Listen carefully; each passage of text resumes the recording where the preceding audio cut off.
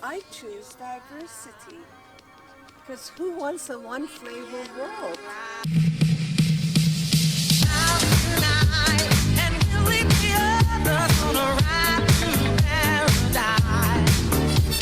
Good morning, good afternoon, good evening. I don't know where you are, so I've got to cover it all. I hope you're all doing well.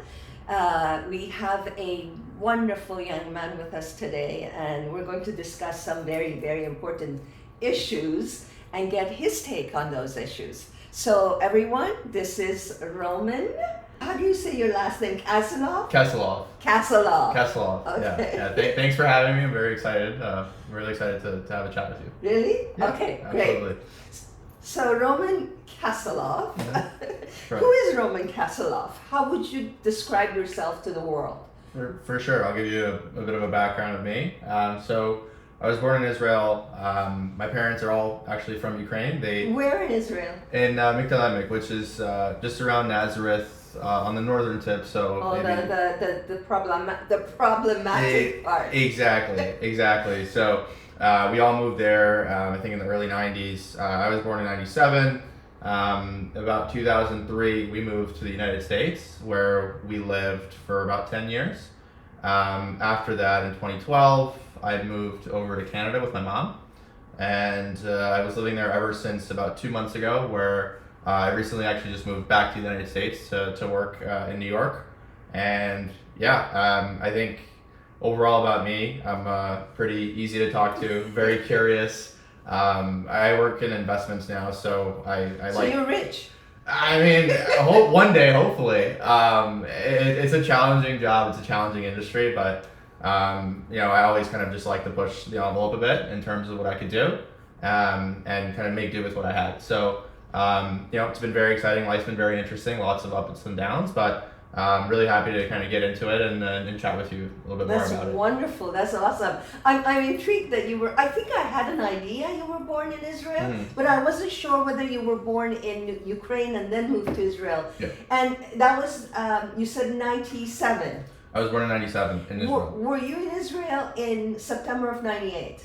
Yes. So my son was born in Israel, but in Haifa. It's a safer city than where you were born. Exactly. Yeah. It's in '98. Yes, exactly. It takes everyone by surprise that your son was born in Israel. Really? Yeah, I mean, it's cool. I think it's really interesting. Super cool. Yeah. I wish I was born in Israel. I mean, it's a beautiful place. And isn't it though? It's gorgeous. We covered who Roman is. He's an educated young man. He is gotten ahead in his profession in the just a couple of years that he's been out of university and working. So proud of him. I'm sure his parents are. Hope so. But I am too. So here I have a question for you. Being a young professional, how do you think your life and the lives of your peers are different from the generations before? What contributions are your generation making that are different from the generations before? Yeah, it's a great question. I think what differentiates our generation from generations in the past is, first of all, access to resources. Information is a key and vital resource, and I think this generation certainly has the ability to gain a lot of knowledge very quickly, but more importantly, gain a lot of different perspectives, thus helping you form your own opinion, not just the opinion of your parents or like your immediate friendship circle. That's something that I've noticed, at least in my experience. For example, I ITA'd. I was a teaching assistant for like an introductory business class, and I think that was one of the most valuable jobs that I've ever had because I got to see a lot of different walks of life, and the ability for these students to understand what was going on in today's world and have an opinion on it was something I don't think I got when I was their age. Really? Yeah, because I felt like I had a bit more of an enclosed information system, and I was forming opinions based on the opinions of my friends or the immediate circle, whereas they all kind of had very bifurcated views about various things, which doesn't come up in course content, obviously. The second part of your question was, I think, around how has this generation helped previous generations. I think we are very much more vocal, at least with respect to our professional careers, within school. People have a lot less fear to speak out, because obviously word spreads quickly.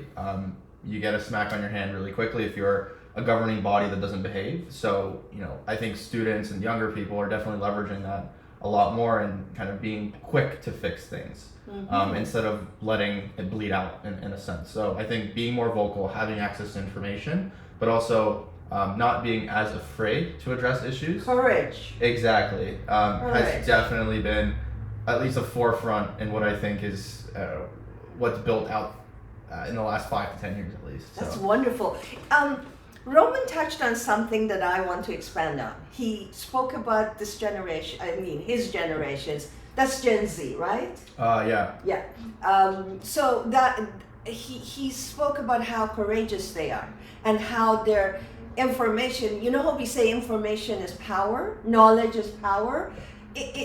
Roman just proved that because this generation has more access to information, is well informed, knows about the world, what's going on everywhere, they become more courageous and therefore more powerful to make changes. So do you think that even in light of all the changes, all the progress that we have made, that are still prejudices going on, and there's still inequality, and that there are still people whose voices are hushed by those who may be more powerful than them? Yeah, absolutely. I think where I see that most immediately within my cohort, within my industry, is gender inequality. And it isn't just touching compensation or like female representation at senior levels. It's just how some women are spoken to by immediate managers who are like more senior than them, and they're effectively signing their paychecks. You hear a lot about like very inappropriate action, but oftentimes like the end result is, well, they're my boss or they're friends with my boss. Well, how am I going to address this without the spotlight being put on me? So that I feel is like a direct effect of the question that you're talking about, where someone is feeling hushed, and there's objectively the wrong thing happening in the situation, but there's just no avenue for them to address it. Wow, what a point you raised. But that's still happening even in your generation? Absolutely. From the people that graduated in 2020 with you, do you think that the females that graduated together with you are making less money now than you are? Not necessarily. I don't have like an exact data point. From anything that I've heard or out of my immediate cohort, promotions are pretty much in line with where we all started, because it's a pretty easy data point to say, hey, we started both at the same time and everyone seems to be getting promoted at the same time. Good. Now, I obviously don't know how at the end of the year how much they get paid, or who signs their check, or their individual performances, but I personally have not heard of mass dispersion in compensation or promotions. So at least out of my cohort, which is a pretty relatively small sample size, things have been as business as usual. Okay, that's wonderful to hear. But earlier you mentioned that this inequality in the workplace is not necessarily compensation. It has to do with other things. Now, from my perspective, who's a generation behind, it was tough for my education for women in the workforce. Not only in terms of compensation, and in fact, compensation didn't even matter. It was more the fact that when you were a woman, you were not taken as seriously in my generation. I'm glad to hear that the people who graduated with you, the females, and in your generation, they're getting the same start in life. They have to, they get the promotions going forward, and there's no doubt that they still have to deal with a lot of talk or put downs or whatever, but I want to say that it was much worse before. So this is hope for humanity as we're moving forward. Because my generation, I would sit in a room with 5 men at a senior level, and they would they wouldn't even acknowledge my existence, like I wasn't even there. And if I spoke up, I was too sensitive. Oh, I'm a female, so maybe it's the wrong time of the month, if you know what I mean. Yeah, absolutely. So it was devastating. And that's one reason that I got into advocacy, and especially advocating for gender equality. Yeah, absolutely. I agree with you, and I just want to point out that in a lot of my internship experience and my postgraduate career, I've had women leadership, and you know, it gives me a lot of like excitement and hope that, you know, if one day I have a daughter, like she can be someone's boss and you know, go anywhere she wants in the world, and there's no kind of guardrails. So I completely agree with you that my mom, it echoes a lot of what my mom said too about, you know, her career and how she, her upbringing within her professional life. So I'm happy to see definitely that, you know, the representation amongst women in the workplace has improved quite a bit. There's still a ways to go, but it gives me hope for, you know, my for your daughter. Oh, I hope you have a daughter. Yeah, that'd be fun. Just so that people don't watch us and think that we're, they think that my perspective on gender equality is only male and female. I need to make that clear for my audience that when I say gender, I also include transgender, the transgender community, the homosexual community, the LGBTQ+. I believe in equality for all. When I say equality of gender, I don't mean just female and male. I want my audience to know that's where I stand in case they hate me. You know, I don't know if anyone So be it. So. Yeah, no, I completely agree with you on that, and we've seen a lot more, you know, inclusivity, at least in the workplace across, and I can speak for my industry personally. So it gives me a lot of hope for future generations, and it's exciting to see how much we've all grown, and we'll continue to do that. We'll fall on the way, but over time things will get better and better. Oh, okay, this is one of my most favorite questions. This is why I wanted to start a podcast. This is how important it is for me. So, you know, the Red Pill Society era where Andrew Tate and his brothers, and, you know, that group, Justin Waller, and, you know, they started talking trash about women. Well, they didn't think it was trash about women. It was just, as a woman, you feel trashed when they talk about you that way. They started talking about how, you know, the male power and that toxic masculinity is the way to go. That's a good thing. It's not toxic. And they made millions and millions off of it. And young men were entering their universities to learn how to disrespect women. What do you think of that? I don't want to call it a movement because it's a movement that is a shame on the forehead of humanity, but they did become millionaires. They have millions of followings, and they're considered influencers. What do you think about those groups of people? I agree with you. I think people are very impressionable, especially their target demographic. When I first saw it, I thought it was like terrible satire, but it turns out that they were being serious? 100% dead serious, which is the most frightening thing ever for a generation of very impressionable, you know, social media driven people who want to be influenced, who want to have, you know, a differentiated voice or a differentiated opinion. It is going to damage a lot of what we've built up, I know, unfortunately, and I wish the generation best of luck, and if there's anything that I can do to reverse that, I wish I could, I would, but I do my best to just not follow. Yeah, drink that Kool-Aid, and I don't subscribe to any of those views. Like I said, if you know, put it into the perspective of the person that they're offending, because it is extremely offensive. It's just the incorrect viewpoint to have on life, and you know, as as a woman, if I'm, consuming that content, it's painful, it's hurtful. The worst part of it is people are kind of buying into it, which has a detrimental effect on the society that they're living within. So I wish that I could stop it. If there's anything that I could do, I would do it. But for me, the best way to do that is to vehemently reject their views and not consume their content, because hopefully they just go away over time. And shut up. Exactly. Well, that's, I think you are doing something about it right now. Yeah, I hope so. By saying what you said. Yeah. I came across so many young men who thought Andrew Tate was their hero because he would show them how to get a woman.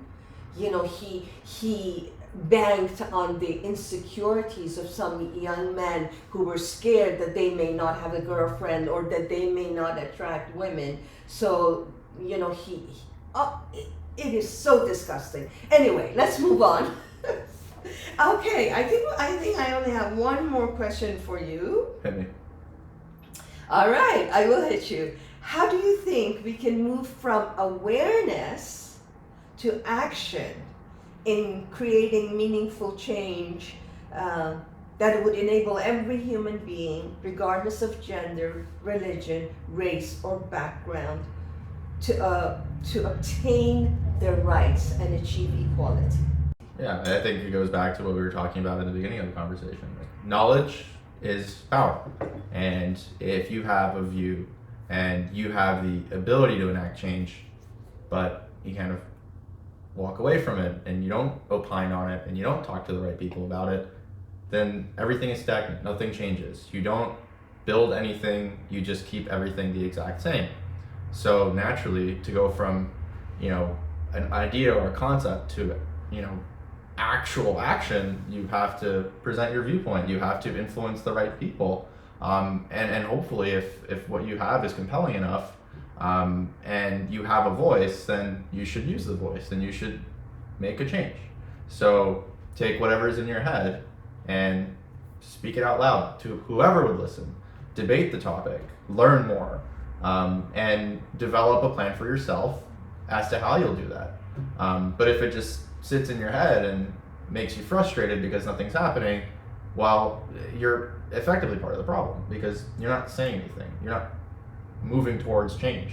So be diligent, be actionable, and track your progress. That could go viral. We have Roman on the camera saying, be actionable. Yeah. Yes, Yeah. I like it. Yeah, absolutely. So just talk. I think for me, my mom didn't work this hard to get me to this country, to get me, to help me get resources to get educated and to kind of empower me to go work and then do the things that I want to do, for me to not speak out and not share my opinion if I'm unhappy. So, if you're unhappy, if you want to change something, well, thankfully you live in a country, in a world where you can actually speak out. You have the freedom. Exactly. So use that, right? It's like when a family member of mine, could complain about politics, and I'll say, well, did you vote? And they say no. Yeah. Well, I mean, I don't know what to tell you. Like, you're a part of the problem. Exactly. So how about this? You can go vote, and then when the decision that is made isn't your ideal situation, then you have the ability to go complain. Right. So, but then even then, you have to do something about it, not just complain, right? Exactly. Right. A lot of my peers, when we get together, people are always complaining about the new generation being lazy, the new generation, not being like us. They're not working hard enough. They're not doing the things we used to do. I think they're wrong. I want to tell my peers, you're wrong. We just heard from a young man, an educated, professional young man who not only has a voice, but is using his voice to bring awareness. And he's inviting people to take that awareness and translate it into action. Thank you so much for being here and for this wonderful conversation. Anytime. Have me back anytime. Okay, right. Good. I'm going to say goodbye. Have a wonderful day, evening, morning, wherever you are. Been a pleasure. Thank you for having me. You're welcome. I hope to have you again. Great. Ciao.